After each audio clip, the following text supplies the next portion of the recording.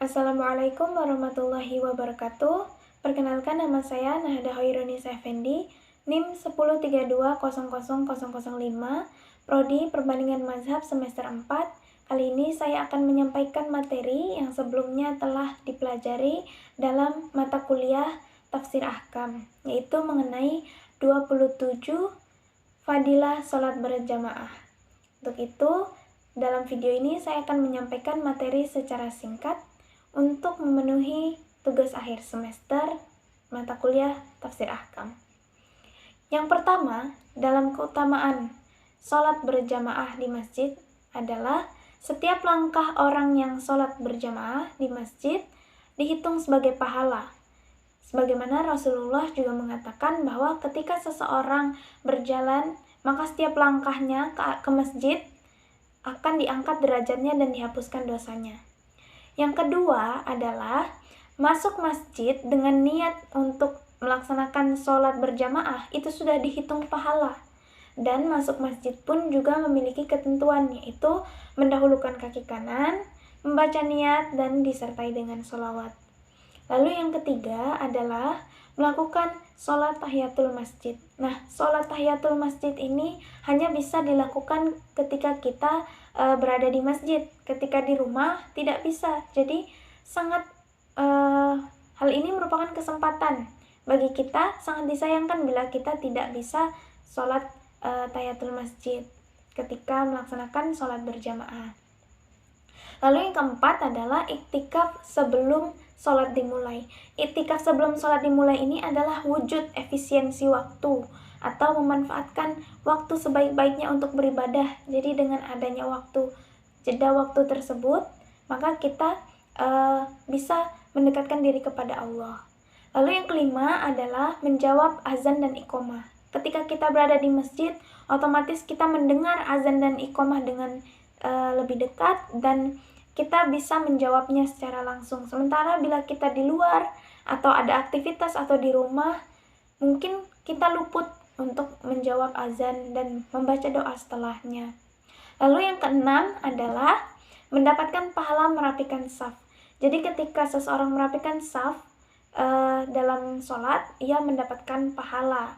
Apalagi orang tersebut bila dia masuk ke shaf pertama, maka ia mendapatkan keutamaan. Lalu selanjutnya yang ketujuh adalah berhenti sejenak ketika takbiratul ihram, imam melakukan takbiratul ihram. Karena kita harus menunggu imam. Kita tidak boleh terlalu cepat mendahulukannya atau terlalu lambat atau melambat-lambatkan gerakan sholat. Lalu selanjutnya adalah yang kedelapan, terpelihara dari lupa rakaat. Ini sangat sering terjadi apabila kita sholat di rumah. Hal tersebut karena mungkin pikiran kita terpaut dengan dunia, terpaut dengan kesibukan dan lain sebagainya, atau terganggu dengan suara-suara sehingga membuat kita lupa rakaat. Namun bila di masjid banyak jamaah dan yang saling mengingatkan sehingga meminimalisir lupa rakaat. Lalu yang kesembilan adalah memperhatikan bacaan imam. Dengan memperhatikan bacaan imam, maka kita akan lebih konsentrasi, lebih khusyuk dalam melaksanakan sholat, serta memperbaiki bacaan-bacaan mana saja yang salah. Lalu selanjutnya adalah yang ke-10, menegur imam bila terjadi kesalahan. Kita wajib untuk menegur imam bila kesalahannya terdapat pada imam seperti rakaat dan lain sebagainya, karena hal tersebut akan mempengaruhi sholat kita sehingga kita bisa memperingatinya bagi jamaah untuk mengucapkan subhanallah sehingga imam bisa ingat bahwa lupa rakaatnya bisa diperbaiki dan atau lupa bacaan sholat. Lalu yang ke-11 adalah sebagai media pembelajaran bagi kita untuk mengetahui rukun-rukun dan sunah-sunah sholat. Jadi tanpa melalui membaca atau kita kurang mendalami tentang sholat, tapi kita mengikuti terus-menerus sholat berjamaah, maka lama-kelamaan kita akan tahu apa saja sunah-sunah dari sholat, rukun-rukun sholat. Secara otomatis kita akan paham ketika itu sudah menjadi kebiasaan. Lalu selanjutnya adalah menjadi media memperbaiki bacaan. Nah, jadi menjadi media memperbaiki bacaan ini sebagaimana sebelumnya, kita memperhatikan terlebih dahulu bacaan imam, lalu ditelaah lagi pada diri kita, apakah kita benar selama ini atau ada yang salah, atau membacanya tajwidnya sudah benar atau belum. Lalu yang ke-13 yaitu adalah menjawab imam ketika mengucapkan sami Allahu liman hamidah, yaitu ketika i'tidal maka kita menjawab Rabbana lakal hamdu mil'u sama wa mil'ul ardi wa mil'u ma syi'ta min syai'in ba'du. Selanjutnya yang ke-14 adalah terhindar dari hal yang sia-sia. Nah, sebagaimana efisiensi waktu tadi, yaitu dengan iktikaf, maka kita terhindar dari hal yang sia-sia. Seperti kalau di rumah, mungkin kita sehabis sholat, kita hanya membuka HP atau mengerjakan hal-hal yang tidak bermanfaat. Oleh karenanya dengan sholat berjamaah, kita lebih memaksimalkan ibadah kita. Lalu yang ke-15 adalah selamat dari godaan syaitan dengan azan. Karena dengan azan sendiri, syaitan enggan untuk menggoda manusia yang ada di dalam masjid, sehingga terhindar dari godaan syaitan. Lalu yang ke-16 adalah mengontrol gerakan. Yang ke-16, mengontrol gerakan ini ketika kita di rumah, mungkin kita cepat-cepat dalam sholat atau beberapa gerakan kita kurang sempurna, namun ketika kita sholat berjamaah, pasti kita memperhatikan gerakan imam terlebih dahulu, dan kita bisa melihat pengalaman-pengalaman dengan jamaah lainnya, sehingga kita bisa memperbaiki gerakan kita ke depan, sehingga gerakan kita lebih terkontrol, gerakan kita juga tumak nina, mengikuti imam, tidak mendahului dan tidak terlalu lambat. Lalu yang ke-17 adalah selamat dari suuzon orang lain. Jadi selamat dari prasangka-prasangka orang lain ketika kita, khususnya bagi laki-laki, tidak sholat berjamaah di masjid, pasti ada beberapa prasangka-prasangka yang mengatakan bahwa mereka tidak sholat, padahal mereka sholat. Nah, untuk itu, untuk memutus prasangka itu dan untuk mengurangi dosa orang-orang yang suuzon, maka alangkah baiknya kita sholat di masjid. Lalu selanjutnya adalah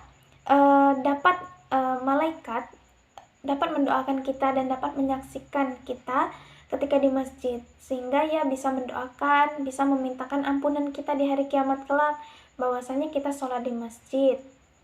Lalu yang ke-19 adalah menghinakan syaitan. Artinya di sini adalah ketika orang berbondong-bondong masuk ke masjid, maka syaitan merasa dirinya hina dan ia tidak mau mendekat, merasa hina dan terhinakan. Oleh karenanya, dengan kita sholat berjamaah di masjid, maka meningkatkan ketakwaan kita terhadap Allah Subhanahu wa Ta'ala. Lalu selanjutnya adalah yang ke-20, menjalin keakraban sesama jamaah, mulai dari atau itu jamaah tetangga kita atau teman kita atau sudah lama kita tidak bertemu, itu menjadi ajang untuk silaturahmi bersama orang-orang serta menguatkan persaudaraan sesama muslim. Lalu yang ke-21 adalah tolong-menolong dalam ketaatan. Seperti contohnya ketika kita ingin sholat berjamaah, kita mengajak teman kita untuk sholat berjamaah, maka kita telah menolong dia dalam ketaatan. Nah, hal itu sangat indah sekali dan sangat berguna bagi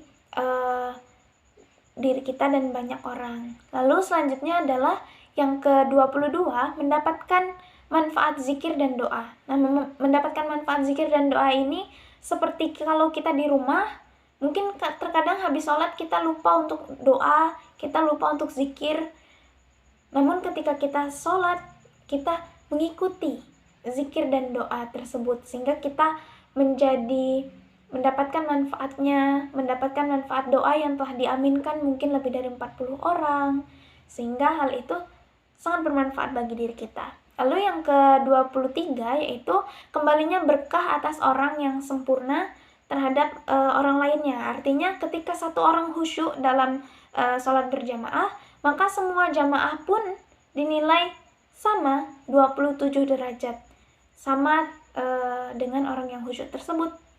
Lalu yang ke-24 adalah sebagai bentuk syiar Islam, di mana syiar itu bukan hanya dari perkataan, tapi juga dari perbuatan, dengan mengajak dengan kebaikan untuk sholat berjamaah, dan kita bisa mencontohkan hal yang baik. Lalu yang ke-25, membuat orang yang malas menjadi rajin. Hal ini contohnya ketika orang lain tidak memiliki semangat untuk sholat di rumah. Namun ketika ia diajak teman untuk sholat berjamaah di masjid, ia menjadi lebih semangat karena nuansanya lebih ramai bersama teman-temannya mungkin, atau bersama orang-orang yang mungkin membuat suasana lebih positif. Lalu yang ke-26 adalah menambah kekhusyuan sholat. Jadi ketika sholat berjamaah sudah pasti kita lebih khusyuk karena kita lebih tumakninah, kita lebih berhati-hati dalam membaca bacaan sholat, tidak cepat-cepat dan lain sebagainya. Lalu dan yang terakhir adalah yang ke-27, menjawab salam dari imam. Menjawab salam dari imam ini hanya bisa kita lakukan bila kita sholat berjamaah. Bila kita sholat sendiri di rumah, kita tidak menjawab salam imam. Untuk itu ini merupakan kesempatan kita untuk sesama muslim berjamaah kita sholat dan mendapatkan pengalaman yang lebih baik. Demikian yang dapat saya sampaikan. Lebih dan kurang mohon dimaafkan. Wabillahi taufiq wal hidayah. Wassalamualaikum warahmatullahi wabarakatuh.